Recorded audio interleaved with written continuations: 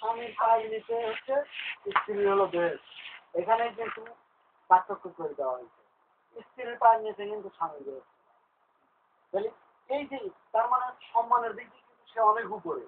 শহরের কোন বউ ওই স্বামী ওইরকম একটা মানে আমার সাথে একটা ডিস্টেন্স থাকা লাগে। সে খাওয়ানোর দায়িত্ব পড়ানোর দায়িত্ব তার একটা কথার যে আলাদা ইয়া এটা ওই যে দুটি নিজে ইনকাম করার রাস্তা আছে হয়তো ওই তখন ধরো আরো দুটি ইনকাম নেই হয়তো বা মনে কর বিয়ের সময় ওর বাবা এমন ভাবে সাহায্য করছে অথবা এমন কিছু টাকা মাথায় পয়সা চলে নিয়ে যেত। অথবা তার বিজনেস করার জন্য শ্বশুর বাড়ি থেকে একটু ভিউ যেমন পাইছে কি করে বলতে কিছু বলবে সব জায়গায় তো কিন্তু ওরকম তো কম। বেশি হচ্ছে নিজের কামাই বউ। না আর এখনকার লোকজন আগেকার লোকজন মানে কি বউ বউ শাসন করে মানে কি পিটানো বোঝাতো না আর এখন বউ কিন্তু বলে বাল বললাম বললাম না এখন না শুনলাম কি পারবো না যেরকম ধরো তোমরা আমরা আছি।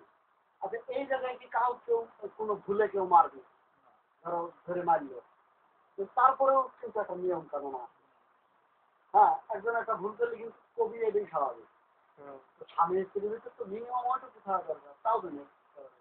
শহরে ওই যে হ্যাঁ আলাদা একদম টোটালি আলাদা পরিবেশই আলাদা। আপনি তো একটা সময় তো পৃথিবী ধ্বংস হওয়া একটা জিনিস সবচেয়ে বড় জীবনে যদি ওরকম থাকতো তাহলে তো সব শহরের চিরস্থায়ী হয়ে বড় জিনিস হচ্ছে এইরকম হওয়ার একটাই কারণ হচ্ছে ওই যে শহরে কিন্তু বিবাহিত মেয়েরা মেশার একটা সুবিধা স্কুলে বাচ্চা কাচ্চা নিয়ে একসাথে গোল মিটিং এরা আপডেট হয় হচ্ছে ঠিক এই জায়গা এরা যে আপডেট হয় ঠিক এই জায়গা থেকে আসিয়া।